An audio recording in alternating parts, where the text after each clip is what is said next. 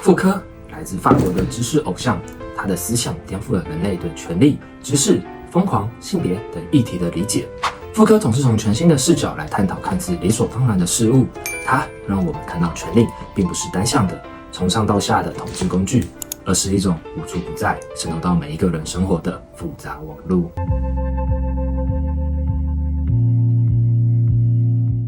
大家好，欢迎来到不小品书，我是不小王子。前几天在台北参加读书会，大家一起读傅科的《多重宇宙》这本书。在看到书的那个当下，我心想，选这本书的人一定是个疯子吧？现代人基本上已经很难看完这么厚的一本书了，而且这本书一开始的内容超级流水账，一大堆疯狂的人名啊、学校名啊，在轰炸我的脑容量。直到第5章开始谈了傅科的思考，像是疯狂、临床医学、监狱、性等等议题，这本书才渐渐开始有意思了起来。有意思的地方是在于，因为一般我们读哲学的书都充满了很可怕的专有名词，像是尼采的超人理论、康德的先验唯心论等等，这些理论非常难以理解。而难以理解的关键是因为这些哲学家的学说都是在深度的挖掘人心，你要非常理解自己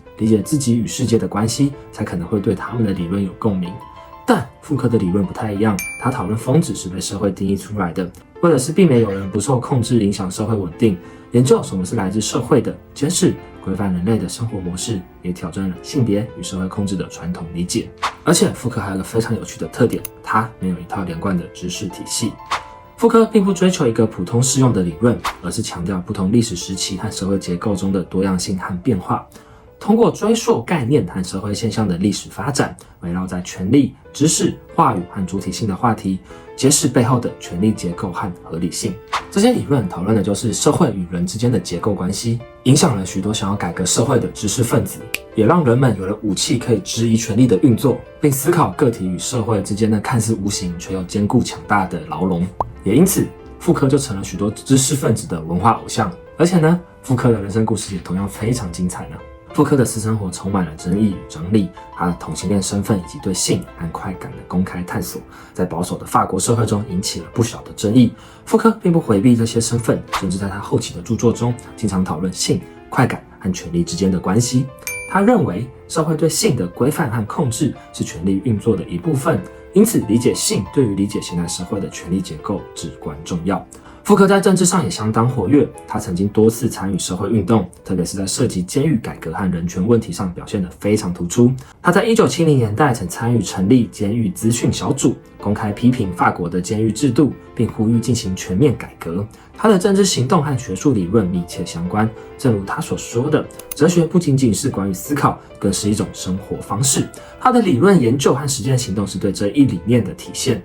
傅科曾说过，为了隐藏样貌而写作，但其实他是个有多重面貌的人，他的人生也分成了许多截然不同的部分。真正了解他所有面向的人少之又少。傅科过世后，他的伴侣丹尼尔·德费才惊讶地发现，傅科曾经向滨川街的道明会捐赠大笔金钱，感谢他们的款待，而傅科也从来不让他的家人和朋友互相认识，把自己的人生各个部分彻底区隔开来。所以，到底什么是傅科呢？接下来的时间，我们就一起来认识这一位文化偶像吧。然后，如果你喜欢你的世界观被新开关给打开，欢迎按赞这部影片，订阅我，打开小铃铛。大家的不小支持就是我持续找寻新开关的动力哦。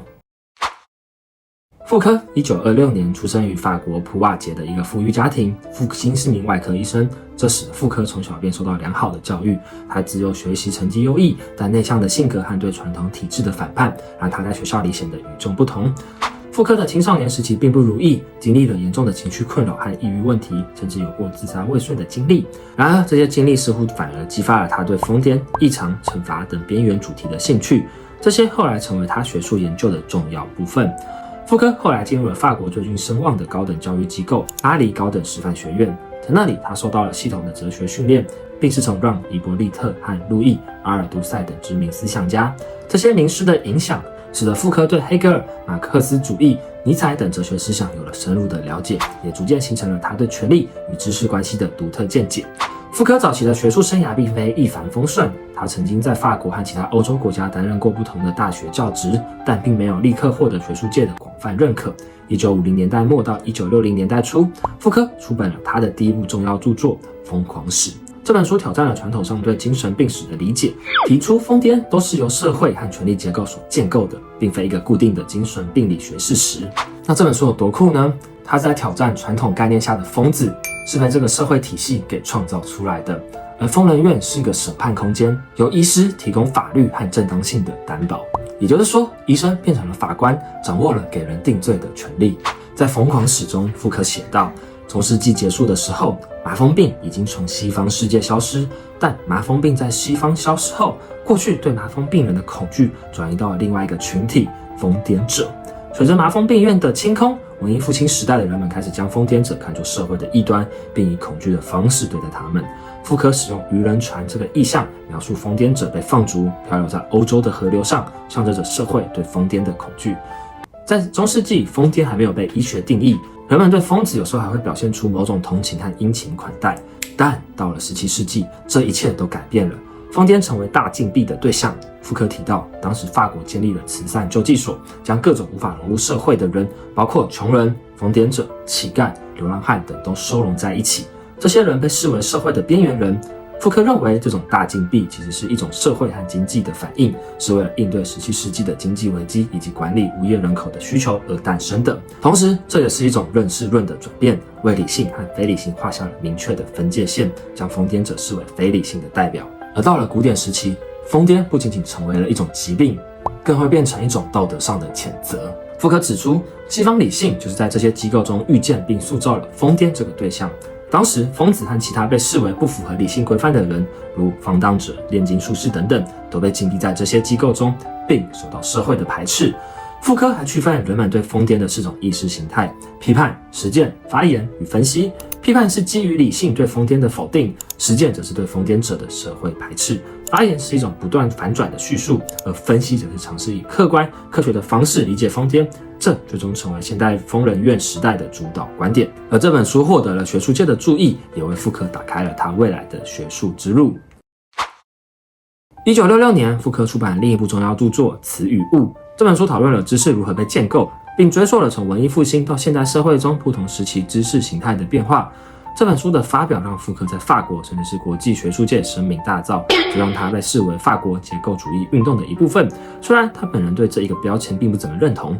这本书的核心议题是在于人类如何透过语言、分类和思想来理解这个世界。福克追寻了不同时期的思想变化，尤其是科学、人文科学和社会科学的知识体系是如何形成的。书中的主要观点围绕着认知框架的转变及福克所谓的认识断裂论。每个时代都有一套独特的思想结构或知识框架，这些框架定义了当时人们如何理解世界、如何产生知识以及如何确立真理。福克将西方思想划分为3个主要的历史时期，每个时期都有其特定的认识断裂论。第一个是文艺复兴时期，在这个时期，人们对世界的理解是基于相似性的关联，人们透过观察自然界中的符号和图像来研究世界的奥秘。这时期的知识体系是一种魔法式的宇宙观，事物之间的关系是以相似性来解释的。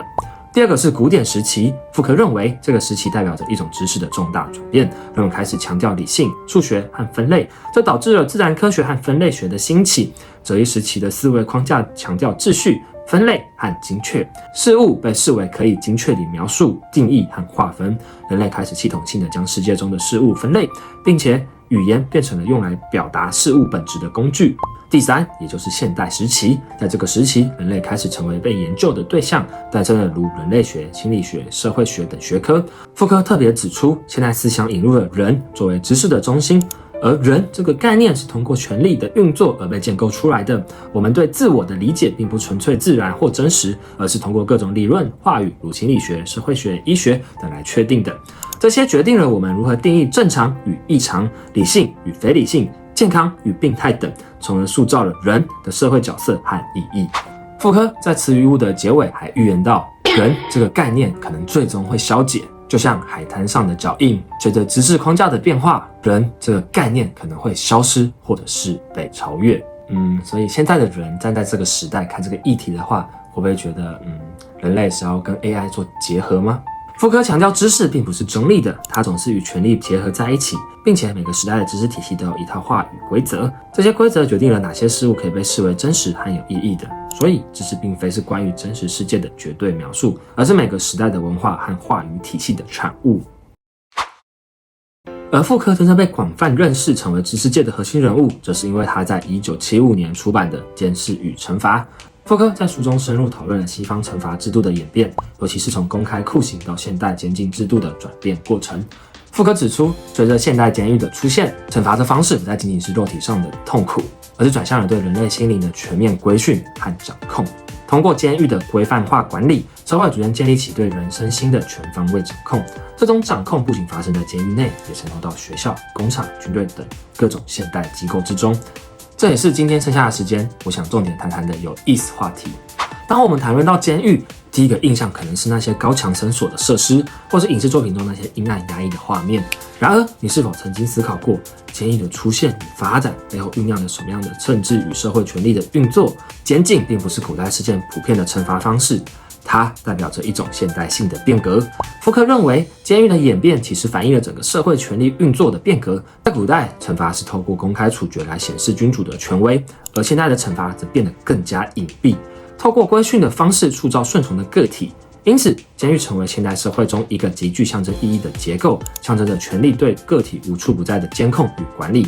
在《监视与惩罚》的开篇，傅柯描述了18世纪的一个著名案例，对法国国王的刺客达米安判处了5马分尸。这一场公开处决充满了血腥与暴力，是向民众展示君主的绝对权威。这样的酷刑并不仅仅是对犯行的回应，更是权力对肉体的掌控和展示。在君主制的时代，惩罚是一场公开的表演，犯罪的痛苦被展示给民众。这不仅仅是强调了法律的威严，也是在警示潜在的反抗者。然而，随着18世纪末现代国家的兴起，公开酷刑逐渐被废止，取而代之的是更加隐蔽的惩罚形式——监禁。这种转变标志着权力运作方式的重大变革。在传统社会，惩罚的重点是对肉体的暴力控制，而到了现代社会，权力不再依赖公开的暴力，而是通过一系列制度化的监控机制来对个体进行管理。监狱便是这一个变革的核心象征。监禁不仅限制了罪犯的身体自由，也透过各种规范和训练来改造罪犯的行为和思想。监狱的核心不仅仅是惩罚，而是规训。所谓的规训，指的是一套透过监控、管理、训练来塑造个体行为的技术。而在这个基础上，监视与惩罚提出了著名的全景监控监狱这个概念。傅柯是这样写到的：边缘是一栋环形建筑，中央有一座高塔，高塔上散布着大面窗户，可以望见环形建筑的内侧。那栋建筑划分成一个个一样宽的牢房，牢房内都有2个窗户，一个位于内侧墙，与高塔上的窗户相对，另一个位于外侧墙，可为整间牢房引进室外的光线。接着，可以在中央高塔内派驻1名监督官，并且在每个牢房内关进疯子、病患、罪犯、劳工或者学童。那么多的牢笼，那么多的小剧场，每个演员在其中都是独自一人，完全个人化，而且随时可见。明亮的光线与监督官的凝视，比黑暗更能够捕捉资讯，因为黑暗终究是一种保护，能见度是一种陷阱。这种设计造成了一种永久监控的效果，囚犯即使没有被实际监视，也会因为害怕而自我约束行为。傅柯也认为，这种全景监控监狱象征了现代社会中的监控机制。在监狱中，规训不再依赖于直接的暴力，而是通过持续不断的监视，让个体内化规则，自我管理。而这种监控技术不仅用于监狱，还广泛渗透到学校、工厂、医院等现代社会的各个领域。这些机构通过监控、时间表、考核等技术来塑造每一个个体，使他们成为符合社会期待的有用之身。监视与规训的目标不仅仅是惩罚违法者，而是要塑造顺从的公民，确保社会秩序的稳定。在这样的系统中，个体的行为不断受到规范，个人的自由逐渐被削弱，最终形成了一个由权力无情控制的规训社会。好的，以上就是关于傅柯思想的一些介绍啦。讲的内容算是非常简单，希望可以当做各位理解傅柯的入门。而且根据一位有研究过傅柯思想的朋友他说的，傅柯的思想体系在不同阶段甚至不同书之间都会彼此打脸，所以解释起来其实会有一点困难。但我觉得不用全部理解也没有关系，因为阅读傅柯重点是让我们有一个机会反思现代社会的运作方式，像是我们是否真的有自由，还是我们已经被无形的权力所规范，成为一个符合社会期待却麻木的个体。我觉得这也是哲学家最重要的品质之一，就是要能够帮助大家更了解这个世界，